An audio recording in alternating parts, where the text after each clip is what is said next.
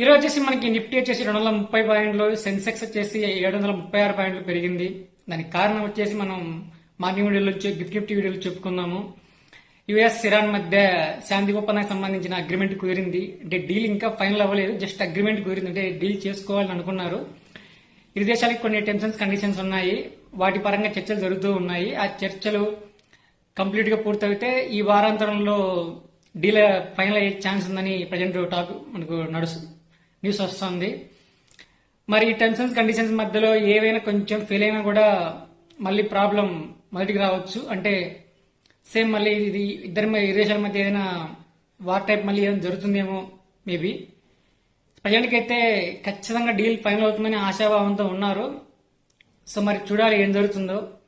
So ఆ hope తోని market మనకి ఇంతలా ఫ్రైడే పెరిగింది, తర్వాత ఈ రోజు కూడా ఆల్మోస్ట్ బాగానే పెరిగింది. మరి ఈ వీకెండ్ లోపల డీల్ అవుతుంది అంటున్నారు, చూద్దాం ఏం జరుగుతుందో. సో ఇది ఈ రోజు మార్కెట్ యొక్క విశేషాలు. వీడియో నచ్చితే లైక్ చేయండి, షేర్ చేయండి, కంటెంట్ నచ్చితే ఫాలో అవ్వండి.